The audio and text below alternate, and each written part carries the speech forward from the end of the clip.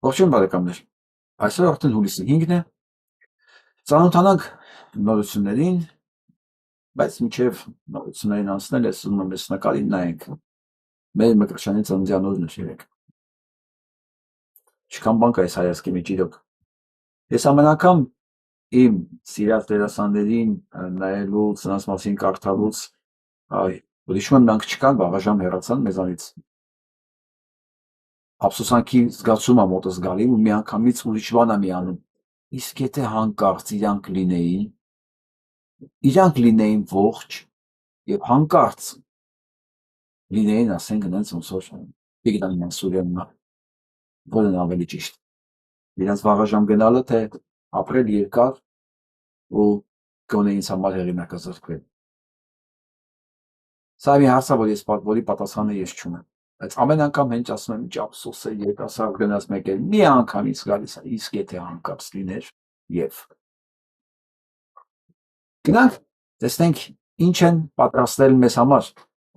ՑԴ կայացրեց որոշումը, ԲՀԿ-ն դուրս մնաց ԱԺ-ում, կլինենք ԿՊ-ն, Ուժեղ Հայաստանն ու Հայաստան դաշինք։ Դե Փաշինյան Նիկոլը շատ վատ սովորություն ունի, բոլոր հնարավոր տարբերակների մեջ ընտրում է ամենավատը։ Ասեմ ինչու է սա ամենավատը։ Ինքը մեկը հողի դուրս շատ բան չի փոխվում ԲՀԿ-ի դուրսում լինելուց, հակառակ, շատ հակառակ, ինքը կարող էր օգտագործել ԲՀԿ-ին խորհրդարան տանելը, այնտեղ տանել ամբողջ իր ընդդիմությունը, ես իր ընդդիմությունը ճակերտավոր եմ ասում։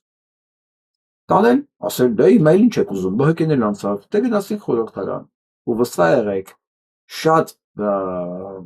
գայթակղիչ էր լինելու բոլորի կողմից մանդատները վերցնել։ Մի բան, որ այս պահին այդքան գայթակղիչ չի թվում։ Չնայած հայտարարություններ կան, որ պատրաստում են վերցնել, բայց ես չեմ պատկերացնում ոնց են իրենք մանդատները վերցնելու։ Որտեվ ես հայտարարում եմ անկեղծ ամենայն լրջությամբ, ովքեր մանդատները վերցրեցին, դա դառնում են ինձ համար Նիկոլ, այսինքն դառնում են ինձ համար թիրախ։ Եվ Նիկոլը շատ առումներով բարդացրեց ընդդիմության գործը մանդատները վերցնելու հարցում։ Մինչդեռ իրեն ամեն գնով պետք էր այս խորհրդարանը, որպեսզի ինչ որ լեգիտիմություն ունենա եւ նա սկսի աշխատել, որովհետեւ այն ինչ որ պետք է անեն, դա անպայման պետք է հատվի խորհրդարանով։ Եթե ընդդիմությունը մանդատները չվերցնի, ասի եթե այս կարգի գրհիկ ամեն ինչ, այս կարգի խայտարակ ամեն ինչ, չեմ վերցնում այս մանդատները եւ չեմ ճանաչում այս ընտրությունները, Փաշինյան Նիկոլի վիճակը շատ ավելի ծանր է լինելու, քան եթե նա զիջեր Բարգավաճին, ցույց տալ, որ ինքը դեմոկրատական երկիր է, դատարան անկախ է, տեսեք, որոշումներ կայացրեց, տեսեք, բան փոխվեց, մենք հիմա ունենք խորհրդարան եւ այս խորհրդարանում սկսվեց իրականացվել այն ինչ որ 21 թվականից 26 թվական մենք տեսել ենք։ Բայց Նիկոլի վախերը եւ Նիկոլի պանիկան թույլ չտվեցին երկարատև մտածելու։ Ես հիշացնեմ, ինչպես է իրան բնութագրել Արթուր Վանեցյանը, մասնագիտությամբ չեկիստ, որ անկանխատեսելի հախորն բնավորությամբ մեկն է։ Բնականաբար իր որոշումներն էլ պետք է լիներ նման որակի եւ հետևանքներն էլ լինելու այդ որակին։ Հիմա ինչ է մնում անել մնացած ուժերին։ Նախ ես որ ասում եմ իրենք մտածում են գնալ այդ մեսիներ գրում համընդդեմ ազատությունը, որոշել են վերցնել մանդատները։ Ես դեռ իրենցից չեմ լսել այս հայտարարությունը, որ որոշել են, բայց իրանք շատ կապսոսան սրա համար։ Իրանք կդառնան Նիկոլ, բոլորը, եւ ամենակարևորը, Նիկոլ կդառնա միանգամից քաղաքական կյանք դեռ չմտած, Սամվել Կարապետյանը, Նարեկ Կարապետյանը, իրանք ոչ մի ձևով չեն կարող հիմնավորել, թե իրենց հանցագործ, եռագլուխ հրեշ, ընտրակաշառք բաժանող, մի խոսքով, բոլոր հնարավոր ձևով վարկաբեկելուց հետո, այդ ամեն ինչը դատարանով հաստատելուց հետո, ինչպես իրանք կարող են գնալ նստել Նիկոլ Փաշինյանի պարլամենտում եւ դառնալ ուղղակի թիրախ, որի վրա սովորաբար դատաշշեր են շպրտում կամ ոչ միայն դատարկել։ Ամեն դեպքում ես չգիտեմ այս հոդվածի իրականությունը որքանով է հստակ, ասում են վաղը կանեն, բայց ես չեմ ուզում հավատալ, որ դա հնարավոր է։ Այսինքն այսօր միջև դուք դիտում եք այս հաղորդումը, մենք ունենանք հստակ պատասխան։ Իմ կարծիքով հավանականությունը ավելի մեծավոր չեն վերցնի, քան որ կվերցնեն։ Մանավանդ այս հայտարարությունը կարդալուց հետո, որ դիմադի 5 ուժ, աստորեն 5 ուժ, որոնք գնացել էին դատարան, որոշել են միասնական օրակարգի ձևավորման շուրջ են հանդես եկել, դա շատ բան փոխվում է, բայց դե հարց է մնում, այդ միասնական օրակարգը, հա, ուրեմն ուժեղ Հայաստան, Հայաստան Դաշինք, ԲՀԿ, ՀԱԿ եւ ԱԺԲ համատեղ հայտարարություն են տարածել, նշելով, որ սկսում են միասնական քաղաքական օրակարգի ձևավորում։ Նրանք առաջնահերթություններ են հայտարարել սահմանադրության փոփոխությունների կանխումը, շատ կարևոր է, հայ-առաքելական եկեղեցու պաշտպանությունը, շատ կարևոր է, քաղբանտարկելի ազատ արձակումը, շատ կարևոր է, պահանջը գործող իշխանության հեռացումը, իդեալական։ Հիմա ուղղակի մի բան պարզ չի, այս քաղաքական օրակարգը հայտարարելով իրանք սա մանդատներով են անելու, թե առանց մանդատների, որովհետև եթե դուք վերցնելու եք մանդատները ու դպես անեք, դուք վերցնելու եք մանդատները եւ սա փաստորեն դառնալու է անիրականանալի, ասեն դուք դառնում եք համակարգի մի մաս եւ Նիկոլ Փաշինյանին թույլ եք տալիս սահմանադրություն փոխել։ Ձեր միջից պետք եղած ժամանակ, պետք եղած քանակությամբ X մարդիկ ուղղակի վերբով կանելով, դե ինչպես միշտ եղել է հին ու բարի ավանդույթներով, հա, կոմպրոմանտներով, իսկ մենք գիտենք, որ դուք սրբեր չեք, ձեր կուսակիցները քաղաքական անցյալներ ունեն, շատ բաներով կապված բոլոր համակարգերի հետ, եւ նրանց վրա ինչ որ կոմպրոմատներ գտնել, պարտադրել, ստիպել, դառնալ, ասենք, անկախ պատգամավոր կամ քվեարկել փակ քվեարկության ժամանակ ԿՊ-ի օգտին մի մեծ խնդիր չի լինել։ Նույնպես եմ կրկնում, կտեսնենք այս քաղաքական օրակարգը, որը շատ լավն է, այսինքն ինչ պետք է սա այս քաղաքական օրակարգին աջակցելու համար, ես պատրաստ եմ անելու, բայց ոչ անպայմանով, որ դուք հանկարծ հայտնվեցիք խորհրդարանում, որովհետև հենց դուք վերցրեցիք մանդատները, սա դառնում է ուղղակի ընդամենը լոզունգ ուղղված ինչ-որ մարդկանց, որոնց սա պետք է չի, իրանք մանդատի ձեզ իրավունք են տվել, ոչ թե Նիկոլի մոտ պատգամավոր աշխատելու, այլ Նիկոլին հեռացնելու համար։ Չեք կարող ասել, չի բավարարել ձայները, դուք իրավունք չունեք սպասարկել իր օրակարգը։ Նա տեսենք ինչ ասում Վարդան։ Իրելի հայրենակիցներ, իմացեք, որ այն հայտարարությունը, որը տեղի էր ունեցել, որը զրպարտչական էր, որը վիրավորական էր, որը անընդունելի էր, իբրև ընտրակաշառքների հետ կապված, հերքվեց սահմանադրական դատարանում։ Եթե այսպես ձևակերպեմ, եթե կար մի կարևոր հանգամանք, որ կարող էր արձանագրվել այս սահմանադրական դատարանում նիստերի ընթացքում, դրանցից մեկը նաև թող դա լինի, որովհետև քաղաքացիական պայմանագիրը ուղիղ հրաժարվեց իրենց այդ հայտարարությունից, ինչ որ իմաստով վերականգնելով մեր հայրենակիցների վիրավորված պատիվն ու արժանապատվությունը։ Դա տեղի ունեցավ այս սահմանադրական դատարանում, քանի որ ընտրակաշառքների հետ կապված այդ ամեն կերպ փչված փուչիկը վերածվեց դրվագային մի քանի դեպքերի, պարզվեց էական ազդեցություն որևէ կերպ չի ունեցել ընտրության արդյունքների վրա։ Մի փոքր խումբ դեպքեր, որոնք կրկին կասեմ առիթից օգտվելով ուժեղ Հայաստան կուսակցությունների դաշինքի հետ զրո առնչություն ունեցող, զրո։ Դե հիմա ես ուղղակի լրացնեմ այս հանգամանքը։ Ինչ է ստացվում Հայաստանի Հանրապետության առաջի դեմքը վարչապետը ուղիղ տեքստով բոլորին մեղադրում է փաստացի հանցագործության մեջ, որի համար քրեական հետապնդում է հասնում։ Սահմանադրական դատարանը դա չի հաստատում։ Այդ դեպքում, պարոն Վարդանյան, ինչու հայցով չմտնել դատարան, չպահանջել Նիկոլ Փաշինյանից ներողություն խնդրել եւ ամբողջը սարքել քաղաքական process։ Այս ձեր պահանջների մեջ ավելացնել եւս դա ուղղակի մեղադրանք իր հանցագործությունները կոսկելու առաջ։ Եվ ամենակարևորը մանդատների վերցնելու փոխարեն դուք պարտավոր եք այն ապացույցները, այն հանցագործությունները, որոնք դուք ներկայացել եք սահմանադրական դատարան, տեղափոխել միջազգային հանրություն, հարթություն, ներողություն։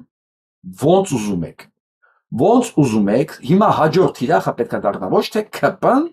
այլ պետք է դառնա Ուրսուլա ֆոն դեր Լայենը, որը ճանաչել է այս հանցագործությունները որպես օրինական process։ Ոնց ուզում եք սա իրականացրեք։ Սա պարտադիր է հիմա գործողությունների համար, որովհետև Ուրսուլան այսենց կանգնած է, այսենց տատանվում է։ Իր վրա այնքան քրեական գործեր կա։ Եթե հանկարծ եվրոպական մամուլում ձեր աշխատանքի շնորհիվ սկսի տարածվել, որ Փաշինյան Նիկոլը հանցագործա, ձայնագող process-ը կար եւ նույնիսկ ԿՀ-ի հայտարարությանը չսպասելով Ուրսուլա ֆոն դեր Լայնը դարձավ ձայնագողության մասնակից։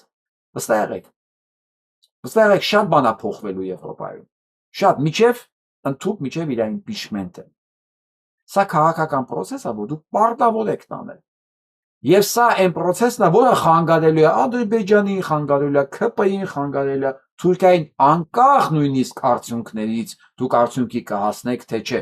Դուք ջնջում եք Նիկոլի լեգիտիմությունը, ոչ միայն ջնջում եք, դուք դարձնում եք Եվրոպական միության նախագահին հանցագործության մասնակից։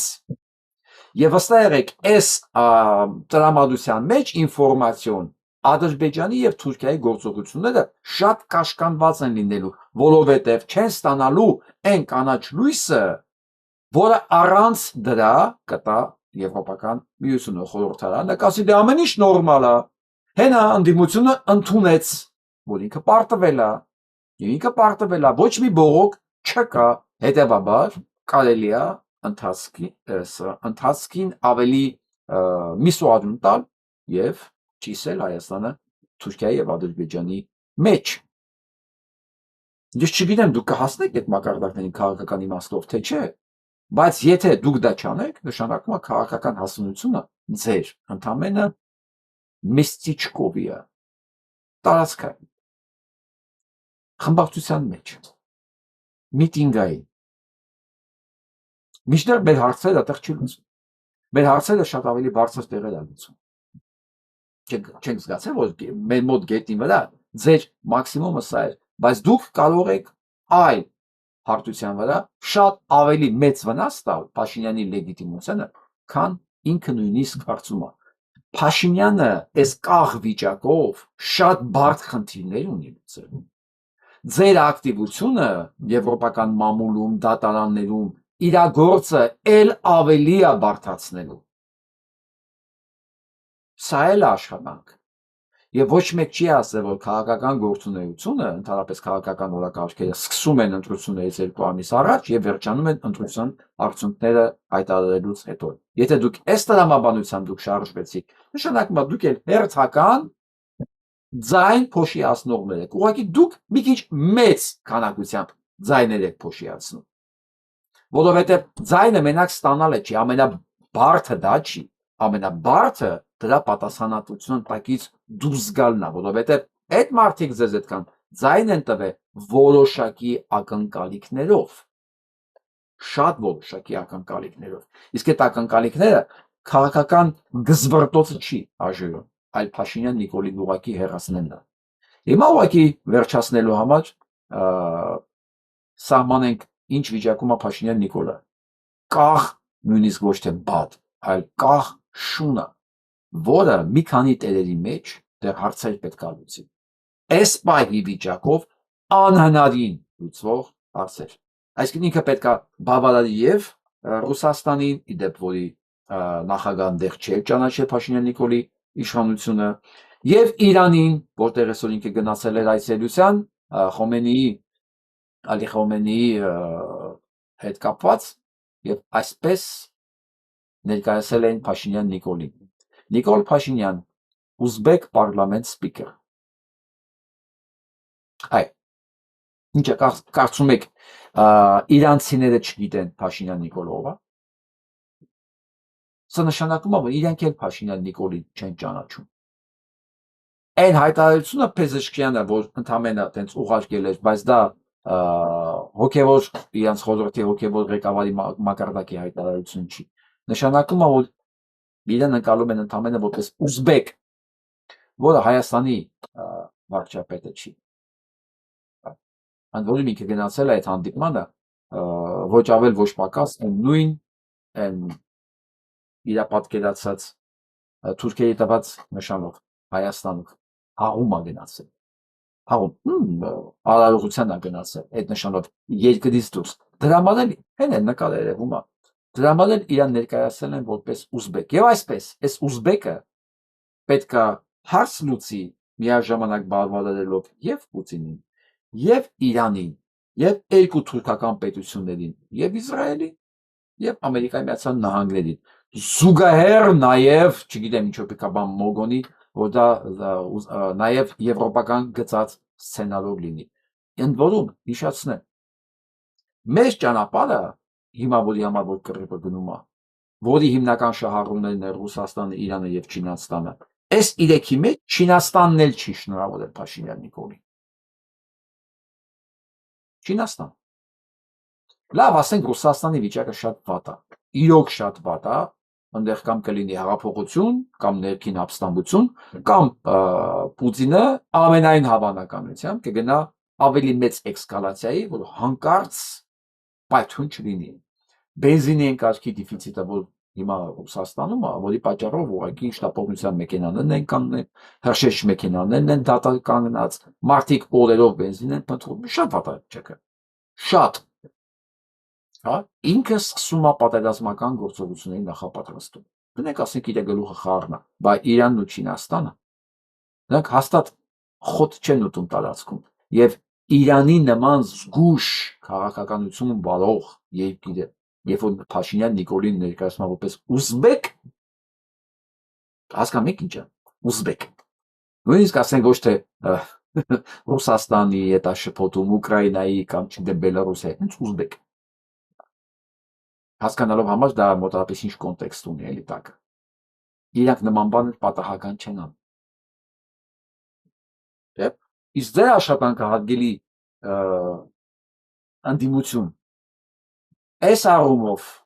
սրա գործերը էլ ավելի է բարդացնելու։ Էլա։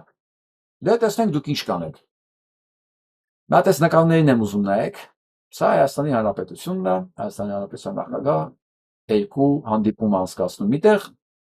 նկարի վրա կամասի սա Արարատը մյուստեղ հանած է նկարը նույնիսկ նախագահականում է դա հանած հասկացեք մեր երկիրը կազմալուծվում է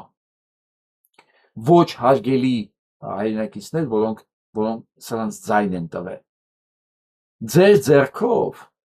ձեռքով մեր երկիրը կազմալուծում է դուք սրա պատասխանատուն եք Դուք չեք կարող ասեք սա չկա, կամ ասեք սա նորմալ է։ Ասեք սա նորմալ է։ Հիշեք մի բան։ Քանի Փաշինյան Նիկոլը վարչապետ է, դուք ամեն օր պետք է առնչվեք, առերեսեք այս հանգամանքի հետ։ Ինչ կատարվեց սրանց կողմից, առաջի պատասխանը դուք եք։ Ինչպես այսօր ամենագրված ձայնագողությամբ։ Այսօր Սահմանադրական դատարանը վավերացրեց Հայաստանում իշխանության զավթումը։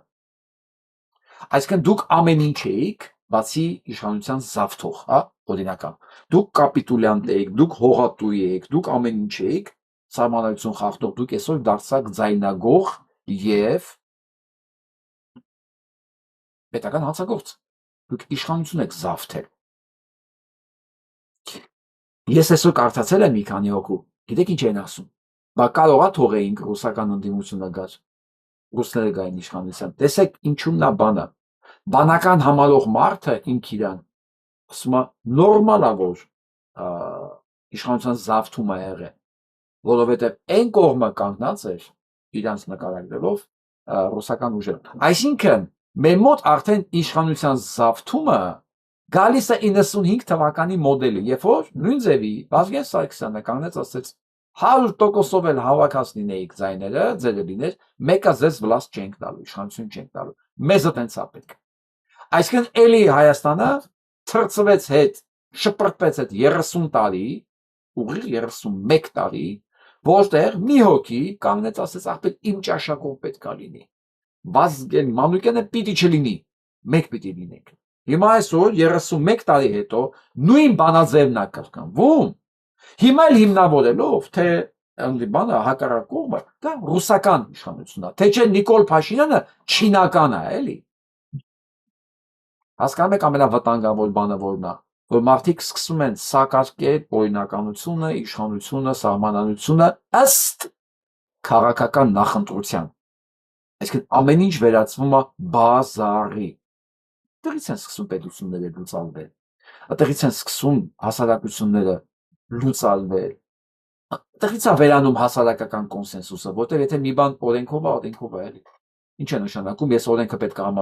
հարմարացնեմ քո ճաշակին, դու կարող ես ունենալ քո կարծիքը, բայց ես պարտավոր եմ օրենքը հարմարացնել քո ճաշակին։ Իսկ ինչ կասեք, եթե իմ ճաշակին հարմարեցնենք, եթե հարմարացվող է այդ օրենքը, հա? Այդտեղ ինչ է սկսում։ Քաոս։ Իսկ ցանկացած քաոս, ցանկացած պետության ոչնչացման առաջի քայլն է։ Եվ այսպես ռուսական ընդդիմությունից ձայներ գողացնող գողանալ արդարացնողները հիմա պետքա բացատրություն տան, թե ինչի է խաղաղականից հանվել Արարատը։ Ես վստահ եմ, որ դրա բացատրություններ կունենան, որովհետև դրանց համար կարևոր չէ բացատրությունը որքանով է հիմնավոր, կարևորը որ ինչ-որ մի բան խոսան այդ ընթացքում։ Հիմա Յանա Գաբրիելա Մանտաշևայի հարցերին դուք պարտավոր եք պատասխանել պունկտ առ պունկտ։ Շնորհակալություն Յանա ջան, ես փայլուն աշխատանքը կատարելու համար։ Իմ գործը ահագին նշտացել է։ Տեսեք ինչ է գրում։ Ինչի մասին չի կարելի խոսել, ոչ չդատվես կամ չպիտակավորվես։ Սա Նիկոլ Փաշինյան ընտրողներ։ Այս հարցերի պատասխանը հենց հիմա դուք պետքա տաք։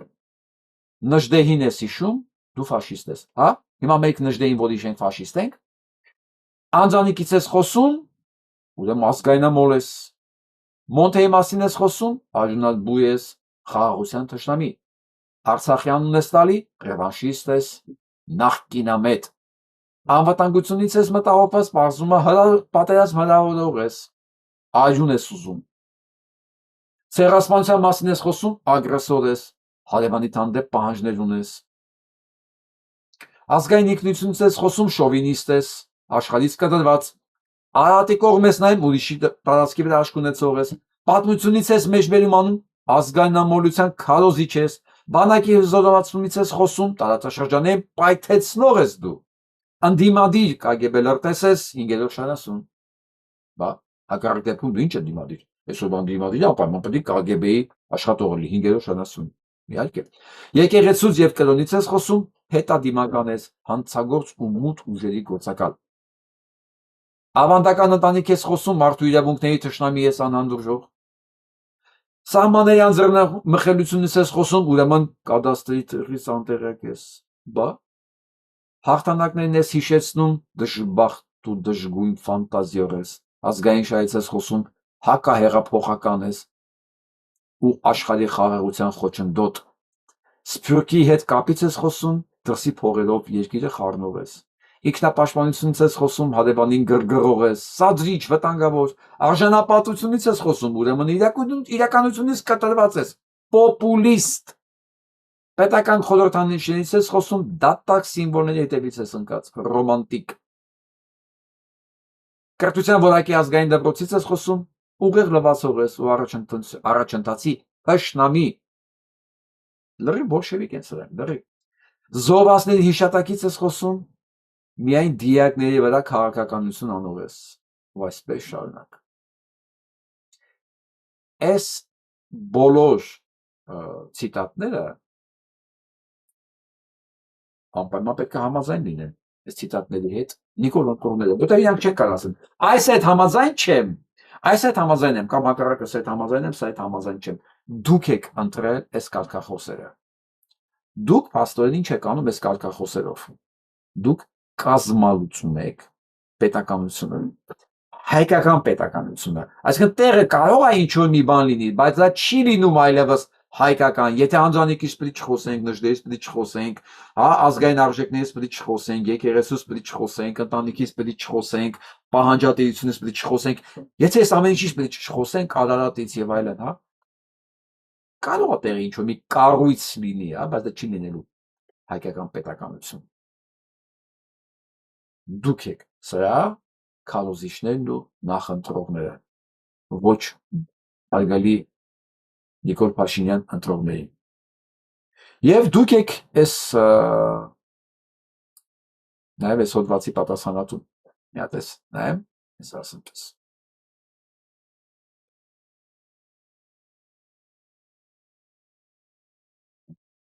Խնդրեմ։ Երեկո հայտարարությունը հիշում եք, չէ՞, Փաշինյան Նիկոլի դատարաններից էր բողոքում։ Զարուհի Փոստանջյանը բաց նամակ ա գրել Փաշինյան Նիկոլի։ Սա պետքա կարդանք, որովհետև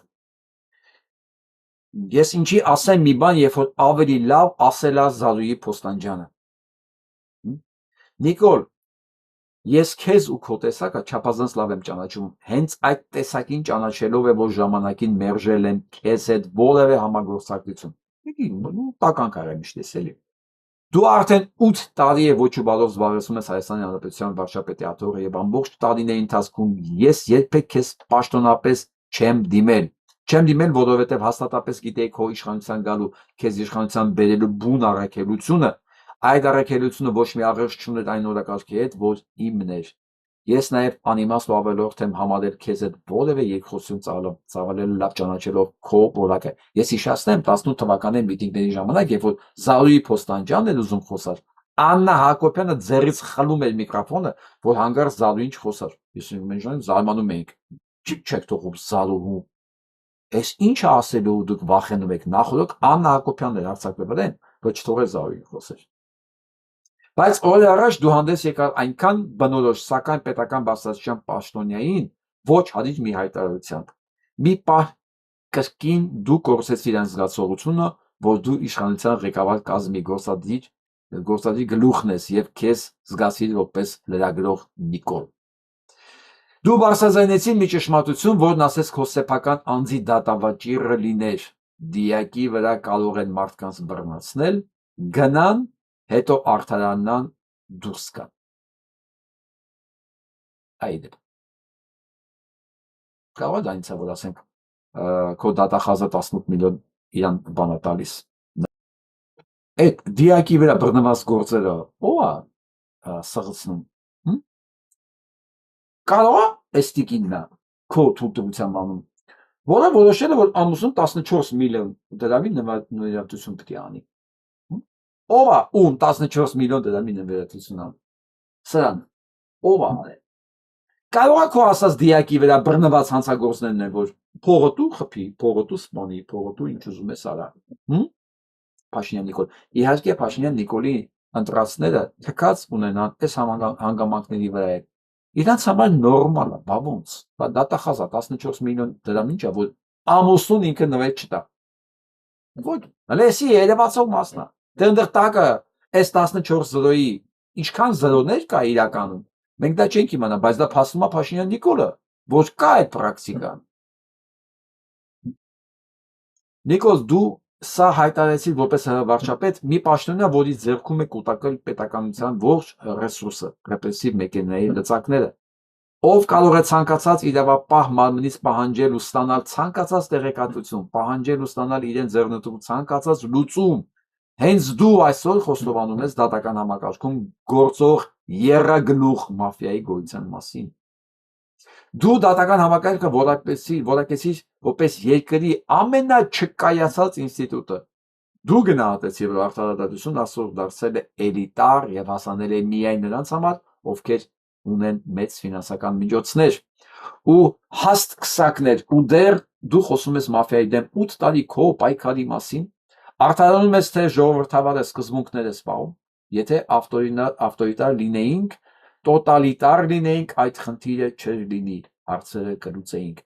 Հիմա ընդդիմության ներկայացուցիչները, որոնք պետք է գնան, հասնեն Ուրսուլա ֆոն դեր Լայն, այս հայտարարությունը Նիկոլ Փաշինյանի դատական համակարգի մասին իր խոստովանությունն է, իր պատասխանատվության տակ է, որպես հանցագործության մասին խոստովանություն, կվերցնեն, թարգմանեն ու գնան։ Ես գիտեմ, որ ինձ էլ են նայում իրենք։ Ես գիտեմ, որ իրանց համար էլ է թարգմանվում որոշ տեղեր, բայց դուք սա պետք է դարձնեք ոչ թե ուղղակի ինֆորմացիա, չէ, քրեական գործի հիմք, բողոքի հիմք, որ այս մարդն է խոստովանում, որ իր դատական համակարգը եռագլուխ հրեշա, որ դիակի վրա էլ բռնում են, հանցանքի վրա, դիակի վրա, քսակով կարելի է դուրս գա, նշանակում է ցանկացած հանցագործություն Հայաստանում հողով լուծվողը ընդհուպ նաև ձայների գողությունը, իշխանության զավթումը, արգելի ընդդիմություն, սա ձեզ նվեր Նիկոլ Փաշինյանի կողմից, գնացեք արեք։ մեկ երբ տեսնում եմ քո իսկ հերինակած ասում քեզ հավատալ չի կարելի Նիկոլ, բայց ես քեզ հավատում եմ ընդամենը երկու դեպքում, տես երկու դեպքում հավատում Զարուհի Քոչտանյանը։ Մեկ երբ տեսնում եմ քո իսկ հերինակած երկրի հակառակ կողմը, գրքի գաղափարների անշեղ ու գերազանց կատարումը քո իսկ կողմից, եւ երկրորդը, երբ ինքդ ես ընդունում, որ սպանություն կատարողները դիակի վրայով անցնելով կարող են արտահանալ ու ազատության մեջ զբոսնել, քանի որ երագլուխ մաֆիան ու էլիտար արտադատությունը ծախու են հաստ քսակների համար։ Այո, դա ճիշտ է, Հայաստանում այսօր արկա է համակարգային կոռուպցիա եւ դա գալիս է հենց քո կառավարումից, քո ենթականերից, ովքեր միջև գործերը դատարան հասցնելը արդեն իսկ վաճառում ու կերծում են ամեն ինչ։ Ու այդ հանցավոր համակարգի քո ձախողած արտադրության գինը մարդկային կյանքերն են, որոնք ամեն օր խլվում են մեր աչքի առաջ։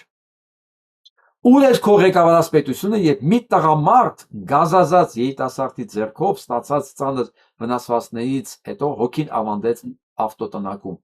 Այդ երիտասարդը այցելել է դատավոր Մասիս Մերկոյանի կողմից իրականացված արդարադատությամբ։ Բա անցել է քո ասած էլիտար կարգավիճակով եւ դիակի վրայով դուրս գալով գետ մեկ օր չկերելով ազատազրկման ձևով պատիժ։ Այդ գործը դատախազը չի կատարել իր պարտականությունը այն պայմաններում, որ դատարանը չի բավարարել դատախազի պահանջը ի պաշտպանություն մարդու հիմնարար իրավունքի, կյանքի իրավունքի։ Այս դեպքում դատախազը ոչ միայն չի ներկայացել դատական ակտի դեմ վճռաբեկ բողոք, այլ նաև չի նախաձեռնել հանրային քրեական հետապնդում ակնհայտ անարդարացի դատական ակտ կայացնող դատավորի նկատմամբ, այսինքն որտեղ ես դու եւ քո կողմից ղեկավարող իրավապահ համակարգը, սա ասեմ, դիակի վրա բռնել են Մասիս Մերկոնյանը, որ իր դակիչն է։ Ասել են, բայց դու կարքին տղա ես, ինչի պետք է նստես։ Բեր, փողը բեր։ Ու դատախազը նույնիսկ չի էլ բողոքարկել, ոնց արա, մարդու սպանել է էսի, մարդը մահացել է, հանցագործությունը կա, զոհը կա, մեղավոր չկա։ Ու դա ոչ ավել ոչ պակաս Նիկոլ Փաշինյանի Մասիս Մերկոնյանն է, որ բոլոր քարբանտարկյալների որոշումները կնքվում է հենց նախկին միլիցու ձեռքով։ Հարգելի ընդդիմություն, սա ձեզ նվեր է, նվեր։ Ու էր քո իրավական համակարգը եւ կերս դիպլոմով մեկն իրեն բժիշկ գորջորջելով մտավ վիրահատարան, դանակը վերցրեց ձեռքն եւ կատարեց մի քանի վիրահատություն, որից հետո անմեղքին 4 երեխայի մայր մահացավ։ Կերս դիպլոմով անձի քո ղեկավարության ներքո վիրահատում են, իսկ դու 8 տարի աթոռի նստած ես, դեռ մաֆիայից ես խոսում։ Պատկերացրու կերս դիպլոմով մտել է ու օպերացիա արել, ու ոչ մի բան։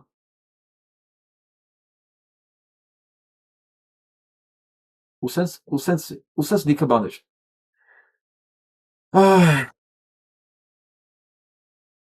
Այնքան բան կա դրած, ուղղակի ես չեմ ուզում ես ամոճը կարդամ, դուք կարող եք կարդալ Զարուհի Քոչտանյանի Facebook էջում, որ ինքը գրել է 04 հուլիս 2026 թվական։ Ես ես ինչի կարդացի, որ հասկանաք ինչքան մանրամասնով եւ պրոֆեսիոնալ է գրած, սա պոպուլիզմ չի, սա փաստեր է, որով ապացուցում է այս հրեշի եւ մնացած հրեշների հանցագործ լինելը եւ ովքեր սրանց ձայն են տվել եւ հիմա այս թվերից չեն ամաչում, այս փաստերից չեն ամաչում, փաստում են, որ մի հրեշել իրանք են, որովհետեւ չի կարելի հրեշի հետ համաձայն լինել ու չլինել հրեշ, կամ հակառակը, չլինել հրեշ, բայց հրեշի հետ ամեն ինչում համաձայն լինել եւ աջակցել նրա հրեշավոր գործունեությանը։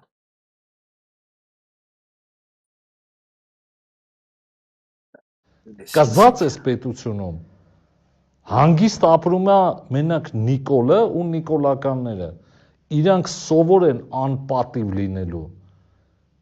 որտեվ իրանք անարժան անպատիվ ու տղամարդ չեն, իրանք հայե չեն, էլ դրա մասին չեմ ասում, ու այդ անպատիվությունը, անարժանապատվությունը չտղամարդ լնելը ինքը լիքը մարդու մեջ կարացավ մտցներ։ Եվ բացահայտել Արմեն ջան։ Եվ բացահայտել։ Այս խոսքերի համար էլ Արմենին սպանեցին։ Թույնեցին, ոնց Չէ դե եղել նման մեկը։ Լսենք ընկերոջը։ Որ Իսրայելը ճանաչել է հայոց ցեղասպանությունը։ Երեք ճանաչել է։ Հետաքրքիր է։ Ինչ կարծիք ունեք։ Կարևոր չի ով կճանաչի, իմ կարծիքով կարևորն է նա, որ մենք չուրանանք, ամենակարևորը։ Թող աշխարհի 99%-ը ճանաչի, բայց եթե մենք չենք ճանաչում կամ մենք քայլեր չենք անում, այդ ամեն ինչ մեր համար ոչ մեկ չի կռվի, եթե մենք չուզենանք կռվենք։ Իդեալական բնութագրած են ինչ որ եղավ։ Ինչ կարևոր է ով կճանաչի, կարևորը մենք չուրանանք։ Մենք հասարակ մարդիկ հասկանում են, որ այս ամեն ինչը ինչ որ սրանք իրականացնում են, դա հենց ուրացումն է։ Դա հենց այս ազգի ամենակարևոր իր ինքնության արմատների ապամոնտաժումն է։ Պահանջատիրությունը, հիշողությունը, ազգային ինքնությունը, դրանք հենց սյուներն են, որը մեզանից ապամոնտաժում է, մեզանից խլում են, ասում են դու հիշողություն չունես, դու պահանջատիրության իրավունք չունես, ինչ արել ենք քո նկատմամբ։ Մասիս Մելքոյանն ասել է, որ հանցագործություն չի եղել, ինչ կապ ունի, որ քեզ սպանել են գարաժում, հա։ Մոռացի դրա մասին։ Վերջ։ Հիմա այս ապամոնտաժման process-ն է գնում, որ նույնիսկ այս ընկերը խոսքից երևա, որ ինքը քաղաքականապես հռետոր չի, բայց ինքը հասկանում է, հա, հետաքրքիր է, որ ճանաչել է, բայց ինչ կապ ունի։ Կարևորը մենք չուրանանք։ Հասկանում եք, կարող է մենք չհասկանանք այնտեղ ինչ process-ներ է գնում, ով ինչի համար, ինչի հենց հիմա, հա, դա էլ իրոք ճիշտ է ասում, այդքան էլ էական չի, հետաքրքիր է ուղղակի։ Բայց ստեղ է խնդիրը, կարևորը մենք չուրանանք։ Եվ սա փաստացի հասանելի է եւ պարզ է հասարակ մարդու համար։ Եվ հանճարեղ պետք չի լինել այս պարզ տրամաբանությունը հասկանալու համար։ Գտնենք մեր հայն ինչ է արել։ Սա Սերգեյ Գալիցկիի մասին է, միլիարդատեր։ Տեսեք ինչ է արել։ Народный миллиардер продолжает нас удивлять. В парке Галицкого открылась новая локация – парящие сады, и открывает эту композицию вот такая вот романтическая скульптура. Ее название «Эмпатия» выполнена из нержавеющей стали, символизирует взаимодействие. А сейчас перед вами Эмпатия. Կարեկցում, ապրումակցում, ուսա անում է հայ իր փողերով, ընդ որում անում է Ռուսաստան, Կրասնոդարում, ընդ որում իրան մեղադրում են այս ամեն ինչը, իր վրա մեղադրանք էլ կա, բայց ինքը շարունակում է ծախսել ու ծախսել ու բաներ ստեղծել, որը մարդկանց հիշեցնում ամենակարևորի մասին, ապրումակցման մասին, այսպես մի այգի Հայաստանում պետք է լիներ։ Այս ինձ օրենք հասկանում եք, այս հրաշալի անուն է, հրաշալի։ Մեր մոտ գիտեք հիմա ինչ է, ազգիս կեսը ընկել է, այն մյուս կեսը փոխանակ ձեռը տահանի վերև, հողն արագ լցնում վրա։ Մեր հայն է հիշացնում մարդ լինելու կարևորության մասում, այն էլ Ռուսաստան։ Իսկ մենք հայերով Հայաստանում։ Այս վիճակի մեջ է ազգի այն մասը մոտավորապես 15,000 ընտանիք, որոնք անցել են պատերազմների միջով, ինչ եմ ասում 15,000 հաշմանդամների, անհետ կորածների եւ զոհված ծնողներին նկատի ունեմ։ 15,000 ընտանիք է մոտավորապես, եթե ոչ ավել։ 15,000 ընտանիք ընդեղ է, մենք ձեռ չենք մտնում, մենք արագ հողը լցնում ենք վրան, այս 700,000 քվեն որ կա, հենց այդ հող լցնողն է, որ ինքն ասեց, գերողին թե այդպես բան չի եղել։ Հետ չեմ թե այդպես բան չի եղել, եղավ անցավ։ Կամ դա եղել է, որ մենք հզոր պետականություն ունենանք։ Ես որ Երևանում էի վերջին անգամ 23 թիվներ կարծեմ։ Ընկերներս մեկն ասեց, գիտես, ինչ եմ զգում, չգիտեմ էսի ում ասեմ, ոչ մեկ չկա որ դա խոսա։ Ասում եմ ոնց որ այդքան սպանված երեխեքը ավելորդ լինեի մեր հասարակության մեջ։ Ոնց որ ասում եմ ոչ մի դարդ հետևից որ այսքան երեխա են ասել։ Ես չեմ զգում։ Ոնց որ դա մեր ավելորդ մասն էին, որ հազիվ բրցանք։ Հասկանում եք, այս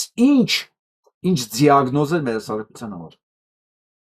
Ինչ դիագնոզ, հասարակությունը չի կարող գոյություն ունենա առանց էմպաթիայի, առանց մեկը մեկին փրկելու, աջակցելու մարդկային բնազդադա։ Այսինքն մարդը դրանով է առանձնանում, նույնիսկ կենդանին մեջ դա կա։ Եվ ոնց կարա մարդը լինի գերագույն բանական էակ եւ դա չանի։ Իսկ դա մասի մեր հայրենակիցն է հիշեցնում, ոնց Ռուսաստանում ընդորում է հասարակությանը ինքը իրան դատում են հիմա, քրեական գործ կա վրա։ Вас шарնակում է զարմացնել։ Ее название «Эмпатия» выполнено из нержавеющей стали, символизирует взаимодействие. А сейчас перед вами многоуровневый амфитеатр в котловане. Футуристический арт-объект вдохновлен висячими садами Семирамиды, на стенах и террасах которого высажены плодовые деревья. Вопрос к знатокам: для чего нужны эти шарики? Кстати, внутренняя часть объекта пока закрыта. Здесь прекрасно есть такая зона со столиками, где вы можете купить напитки и кое-какие десерты. А вот это кафе. В принципе, это Մի խոսքով։ Սա ինչ է կրասնադարում։ Տեսեք, գիտնականներն ինչ են բացահայտել, իսկ մենք այս ռեսուրսից Հայաստանում ինչքան ուզնես ունենք։ Обычная поваренная соль прямо сейчас меняет мировую энергетику. И это официальный факт. Гигант BYD раскрыл параметры новой натрий-ионной батареи. Ее себестоимость упала до рекордных $20 за киловатт-час. Это самая доступная технология хранения энергии на планете. В основе полианионная структура, где вместо лития используется натрий из соли. Батарея выдерживает нагрев до 270 градусов без какого-либо риска. Такая технология не появится в смартфонах. Ее цель – снабжать целые города и промышленные объекты. Срок службы составляет более 30 лет, что позволяет полностью перестроить работу традиционных тепловых станций. Այս 3 առավոտյան ես 2 ժամ ուժի եթերում հարցու պատասխան եմ ունեցել Գյորգի Անտոնով Միրզախանյանի հետ Հայաստանում հազվադեպ հազվագյուտ մետաղների շահագործման արտահանման մի խոսքով մեր բնական ռեսուրսների մասին։ Մենք չենք անդրադարձել աղին, այլ մի հատ աղի հանքնել գումարեք այս ամեն ինչին։ Հայաստանը որպեսզի դառնա ոչ Սինգապուր, ես ուրիշ բառ չեմ գտնում ասելու։ Սինգապուրում երևի աշխարհում ամենաբարձր ապրելու մակարդակը եւ հարստությունը անհատի շնչին ընկնողներից երկրներից մեկը կամ առաջինը կամ երկրորդը Սինգապուրն է։ Հայաստանը կարա դառնա տարածաշրջանի Սինգապուր մենակ իր ունեցած ռեսուրսներն օգտագործելով։ Մենակ իր ունեցած ռեսուրսներն օգտագործելով, եթե ինքը դա օգտագործի, բայց այսօր այդ ռեսուրսները վաճառվում է կոպեկներով դրսին առանց այդ ռեսուրսը հայ մարդունն է, ռեսուրսը վաճառում են դրսի կամպանիաներին, այն որ Ռուբիոն եկավ արագ սորագրեց թռավ, փախավ, բայց պարտքը ավելանում է հայ մարդու վրա, երեխան չծնված արդեն պարտքով ացանում 15 միլիարդ, 15.5 միլիարդ արդեն Հայաստանի բնակչության վրա պարտք կա։ Մինչդեռ այս ամեն ինչից ինքը պետք է ունենար իր դիվիդենդները։ Հասկանում եք մենք ինչ իշխանություններ ենք ունեցել 30 տարի։ Ու այդ իշխանությունների մարդիկ ձայն են տալու։ Ես այս կադրերը որ տեսնում եմ, այս թվերը որ ես կարդում եմ, հասկանում եմ, վերլուծում եմ ու տեսնում եմ, ինչ կարող էր լինել եւ մենք ինչ ունենք, ինչ թեմաներից մենք պետք է խոսեինք եւ հիմա մենք ինչ թեմաներից ենք խոսում, հասկացեք, սա տանելի չի բանականության համար, սա ահավոր ծանր է։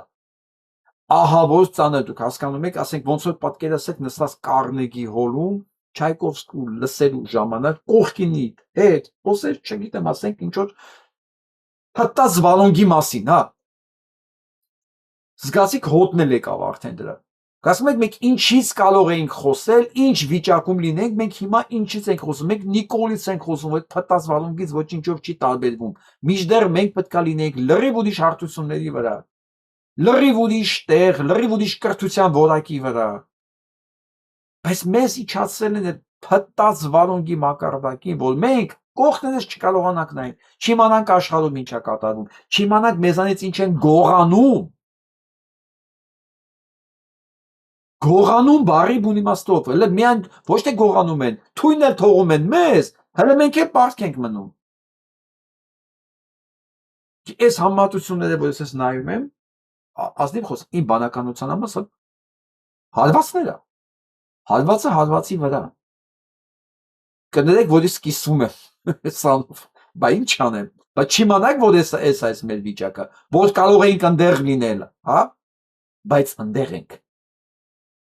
Եվ մեզ դա պարտադրել են ու ազգում մտած քուջուջ ենք անում ու 700,000 էլ համաձայն այդ փտած վարունգի հետ։ Դա իրանց թիվն եմ ասում, իհարկե դա 700,000 չի։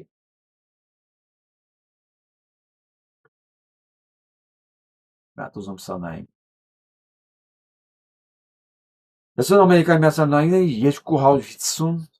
ամյակներ անկախության օրը։ Եվ ինչ ունի Ամերիկայի Միացյալ Նահանգները։ Մեզանից լավ վիճակում չի ասեմ։ Ուղղակի այնքանով է լավ, որ իրանք շատ բարձր տեղ էին կանգնած, ինչքան ընկնում են դեռ ահագին կա։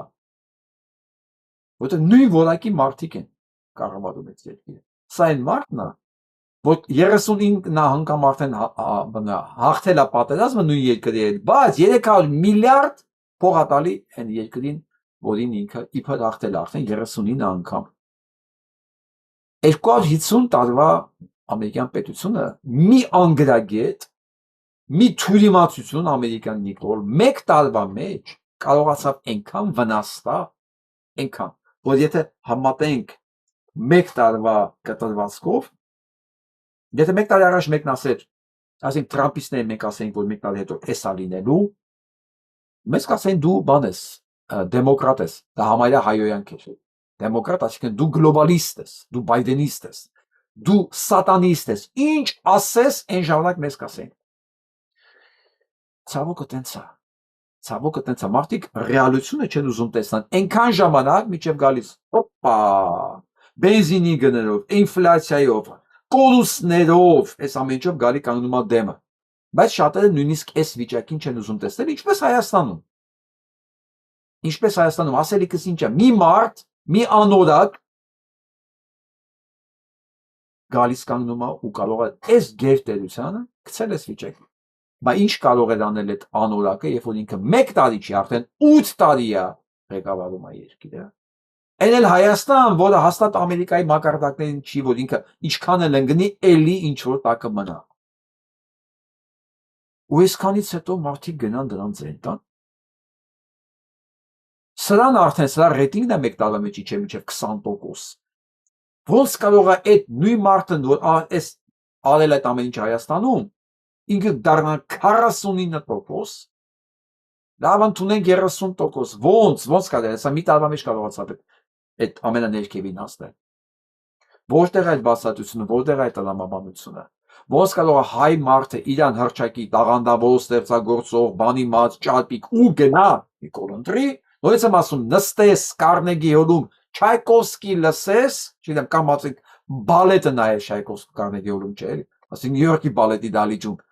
ասենք չգիտեմ Շերկունչիկ նայես, մեկ էլ կողքից մեկը փտած վարունգի հետ խաղա, դու էլ դա մասին սկսես իդ խոսալ։ Չասես Արանկեր ջան, հերո տալես քո փտած վարունգը։ Մատ հասկացի դու որտեղ ես։ Ազգ իր ամեն ինչով, իր արժանինքներով ինքն դեռ իրան վերել են ասում են ես փտած վարունգի հետ, փուջուճար ախպետ, քո գործը սա է, դու սանից վերև բան պետք է չտենաս։ Այս հոտը պետքա շնչես, այս օրակարգով պիտի ապրես ու մոռանաս Արանկեր ջան, դու տիեզերական ազգ ես։ Դու տիեզերական ազգ ես, քո ամեն մի խոսքը մի պատմություն է, ինչպես չինացիների մոտ։ Երբ մենք գրապար իմանայինք, մենք հասկանենք, որ մեր ամեն մի խոսքը տիեզերական ճշմարտություն է։ Ինչպես չինացիների մոտ պատահական բառ չկա։ Ոչ մի պատահական բառ չկա։ Ամեն ինչը սիմվոլ է։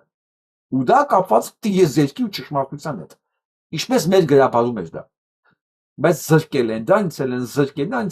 հիմա բանականությունից են զրկում, բարոյականությունից են զրկում, երկրից ինքնությունից ամեն ինչ զրկում են։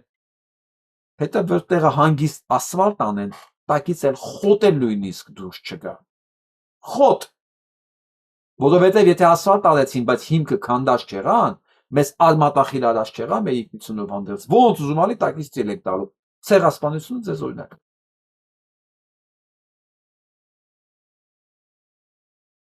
Միացանենք, այն որ ասում Եվրոպան ամերիկան չի։ Cheese scandal just got worse. 90% of cheeses sold just tested positive for a Pfizer bioengineered ingredient, marking the first ever allowed. Your bioengineered cheese was only tested in 90 days of rat studies. The enzyme is made by splicing a calf's stomach gene into bacteria, then fermenting it in industrial vats, the same process used to brew biofuels. The output gets stripped, filtered, and labeled as Մի խոսքով Ամերիկայում արտադրվող պանիրների 90%-ը դա լաբորատոր պայմաններում աճացած ինգրեդիենտներով է։ Դա մալ Եվրոպան այս ապրանքը չի թողում իր տարածք մտնել։ Ամերիկյան ստանդարտ։ Հիմա գանք Հայաստան։ Ես քանի օր է բացատրում եմ, որ ընկերներ ջան, հնարավոր է Եվրոպա ինչ-որ մի բան տանել, բայց դրա համար կա բարձրագույն ստանդարտ, որ նույնիսկ ամերիկան չի կարողանում ամեն ինչ տանել։ Կան ֆիրմաներ նույնիսկ նույն բանից արտադրողը ընդերի համար հատուկ տեխնոլոգիայով է արտադրում եւ վերանել խփած է եվրոպական պեչատը։ Որովհետեւ հանկարծ այնտեղ ստուգվեց, տեսան այս ստանդարտին համապատասխան չի, ոչ միայն ինքը ամբողջ խմբականակն է կորցնելու, դրա նույնիսկ տեղում ուտիլիզացնելու ծախսեր ինքը պետք է տա։ Չի գնալու ուղղակի աղբանոց։ Անեն ստուգանքներ ու բաներ կգա իր վրա, որ կդառնա բանկրոտ։ Հիմա ես իմ հայրենակիցներին եմ նորից ասում։ Մի նայեք այդ փայփլուն թղթերին։ Մի նայեք այդ դատարկ խոստումներին, դա շատ լուրջ գործ է։ Ասում դու կարող ավելի հեշտությամբ Ամերիկա հասցնեք ապրանք, քան Եվրոպա։ Այն խոստումները, որ ձեզ տվել են, մի հավատացեք դրանց։ Հայաստանում չեն փոքրիկ ֆիրմաներ կան, որ այդ գործը անում են, կամ մուրաբա արտահանող, պահածոներ արտահանող, շատ քիչ քանակությամբ, կամ մեղր արտահանող, շատ քիչ քանակությամբ։ Կան, ես հիշում եմ դեռ որ Երևանում էի, ես բնական հյութեր էինք մտածում սարքել արտահանելու համար։ Ես դրա մեջով եմ անցել։ Դրա մենակ այդ տարանները, որ պետք է եվրոպական ստանդարտներով ունեն, դա տետրապակներ։ Այն ժամանակ դրանք հատուկ այգիներ ունեին։ Հատուկ էր իրենց ամեն ինչը խնամքով բանով։ Ես այդ ժամանակ որ մտա այդ մանրամասների մեջ հասկացա, որ ինձ եւ իմ գործընկերների համար 10 տարի ժամանակ է պետք այս ամեն ինչը հիմնադրելու համար։ Սկսենք որ դա անհեռանկարային եւ բարդ գործ է։ Այդ փոքրիկ բաները կան։ Մի զլացեք, գնացեք իրենց հետ խոսացեք, Հայաստանում կան այդ մարդիկ։ Շատ քիչ քանակությամբ այդ ամեն ինչ անում են։ Ու հարցրեք, ինչի քիչ քանակությամբ անում են։ Եթե հնարավոր է սա, ինչի չեք անում, ասենք ամբողջ այն ապրանքը, որ պետք է գնա Ռուսաստան, ինչի չի գնում Եվրոպա։ Եվ ձեզ կասեն, ինչի դա հնարավոր չի։ Ինչի այդ հսկայական քանակները ապահովել հնարավոր չի, եթե դու ստանդարտների մեջ ես աշխատում։ Որովհետև մեծ քանակությամբ բեք ստանալ այն ձևով, ինչպես են Ամերիկայում են անում, դա հնարավոր է բացառապես այն քիմիկատները, որոնք արգելված է Եվրոպայում։ Իսկ միջև հիմա ինձ գրում են, որ ես վատատեսս, ես չեմ ուզում իրենք լավ ապրեն, իրենք պատրաստում են Եվրոպա գնալ, իրենք արտադրել են, մի խոսքով իրենց վարչապետն իրենց ուզում է Եվրոպա տանի։ Ես ուզում եմ բանցես բարկանամ ասեմ, տո գնացեք, դուք եք ձեր վարչապետն էլ, բայց հաջորդ վարկանին հիշում եմ, որ ինքը իմ հայրենակիցն է, որը հիմա ամեն կերպ ուզում է իր տնտեսությունը փրկի։ Ամեն կերպ պատրաստ է ինձ հայոյել, մենակ ինքը ճիշտ դուրս գա։ Ես հասկանում եմ իր հոգեվիճակը, բայց ես ընկերներին խնդրում եմ, ձեռքից բռնեք, պարզաբանեք այդ քիչ ֆիրմաները ովքեր են, որ այդ չնչին քանակությամբ են մենակ կարողանում Եվրոպա արտահանել։ Գնացեք մի հատ իրենց հետ, խոսացեք։ Եվ ասել եմ, եթե ստանդարտներն ունես, ինչի 10 կիլոգրամի փոխարեն 10,000 կիլոգրամ չես ստանում, ինքը քեզ կասի։ Ես գիտեմ սուտը քաղցր բան է, շատ, բայց մի հավատեք, սրանք հրեշ են, իրանք թքած ունեն ձեր ֆինանսների վրա, ձեր ճակատագրի վրա, ձեր ամեն ինչի վրա, իրանք այսօրվա իշխանության, ասենց ասեմ, շահառուներն են, ամեն ինչ, ամեն գնով սրանք իրանք իշխանությունը պետք է պահեն։ Իրանք միակ նպատակը դա է։ Դրամանել այսօր սրան նախկին բանի, վարչական, քպեական։ Իրա եւ ծնողներին դանակահարել են։ Ինչի համար, որովհետեւ արդեն աշխարհը իրանցնա, ծովը ինչպես ասում են, ծնկներից է եւ իրենք ինչ ուզեն կարան անեն, հաստատի։ Այսօր ինչ է եղել, որ մարզիչը դա շենքերում փաստորեն։ Դանակահարվել է նախկին վարչական ղեկավար Արմեն Եղիազարյանը եւ նրա հայրն ու մայրը նույնիսկ վնասվածքներով տեղափոխվել են Սպիտակի հիվանդանոց։ Ինչ է եղել։ Պարզվում է երիտասարդը Եղիազարյանի տան հարակից ճանապարհով չի կարող անցնել, ճանապարհը ուզե մարդը։ Չի կարող։ Խնդրել է բացել ճանապարհը։ Որտեղ սա մեքենան է եղել։ Դեռ չի բացել։ Չի բավարարվել խնդրել։ Ու ցես կրտուկա սկսել։ Երիտասարդների մեջ։ Ու պարզում է սա նաև պաշտոնից ազատվել է կաշառքի գործով, նայեք, այն որ Նիկոլ Փաշինյանն ասում է դիակի վրա փողը տալի գնում են անպատիժ։ Այս իրա ԿՊԵ-ականների մասին է նա ասում։ Ուրեմն դատավորին կաշառք տալու գործով բանը բռնել են, չի նստել, ընդհանրեն աշխատանքից են հանել, հա։ Եվ միանգամից իր տեղը նշանակել են իր եղբոր կնոջը։ Որը միջև այսօր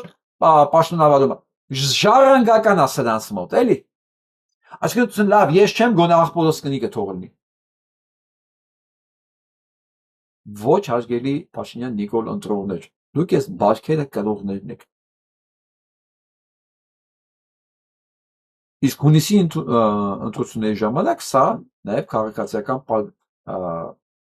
պայմանագրի այդ տարածքի շտաբի պետն է։ ԿՊԵ-ական։ Կաշառքի գործով բռնել են համայնքի ղեկավար, չի աղբոր կինն է համայնքի ղեկավարը, բայց ինքն էլ շտաբի ղեկավարն է։ Կարա ճանապարհ տա, կարա ճանապարհ չտավ, իրանցն է։ Հասկանում եք, տգիտության, ոնց ասեմ, սա տգիտություն չի, ժողովուրդ։ Ուժեղ մարդիկ, հարուստ մարդիկ, կարողունակ մարդիկ, ասեք իրենք պայմաններ են ստեղծում, իրանք օրինակ են ծառայում, հա։ Ոնց անեմ, որ ես չխանգարեմ մեկին, ճանապարհ տամ, թող ինքը լավ զգա, որովհետև ես դա կարամ անեմ, ես ուժեղ եմ, ես մեծ եմ։ Չէ, սրանց մոտ դա չի ուժեղ ու մեծ լինելն է։ Ինչքան կարող եմ քեզ խանգարել,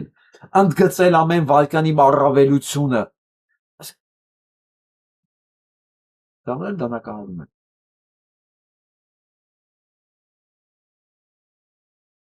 Եվ վերջում սա եմ ուզում լսենք։ Նայենք։ Ուր էլ լինեմ, տանը, դրսում, հեռաստանում, ես ձեր դատաստանին պետք է լինեմ ներկա։ Դուք փոքր ու մեծ տերեր, այրեր դուք ապիկար, առաջնորդներ չնչին ու կեսկատար, ստոր ձեր տեսակին ստորոտն էր հարմար, դուք եղծությամբ ստով հասակ կատար, ուր էլ լինեմ։ Պատկերացնում եք, պատերազմից մեկ ամիս առաջ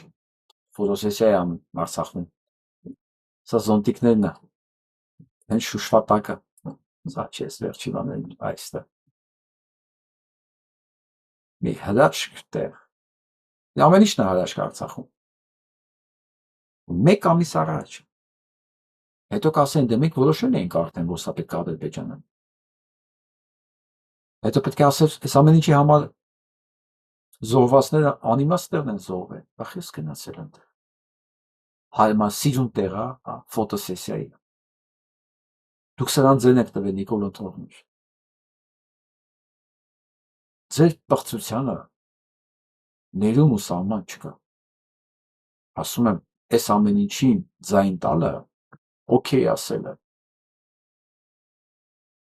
Չկա սահմանում։ Այսօր բողոքում էին ընտանիքիս անդամներն են ընտրել, ասում ժողովուրդ ջան, եթե մեկը իմանա ես ինչ կորուստներ եմ ունեցել, ինչ մակարդակի։ Չեք կարող հավատալ, որ այդքան էլ ունենալով հանդերձ ես կան վստահորեն պնդում եմ, որ իրանք չարքի բաժին են, որովհետև չլինես չարքի բաժին, ու այս ամեն ինչին ասես, օքեյ, նորմալ է, հա, դե լավ, հա։ Ես դրան բան եմ զարմացել, որ Գալիցկին տանում Կրասնոդարում այս իմպատիա այս արձաններն էր սարքել։ Մենք ենք դրա եղել ավանդական կրող այդ արժեքների։ Մենք այսօր ոչ միայն ընկածին չենք անում, մենք հողն ենք լցնում։ Հələ թաղողին էլ այդ վիճակին դնողին էլ նորից ձեն ենք տալիս։ Անհամաձայններին են հայհոյանք ենք տալիս դրա դիմաց։ Դեման ասում ներում չկա։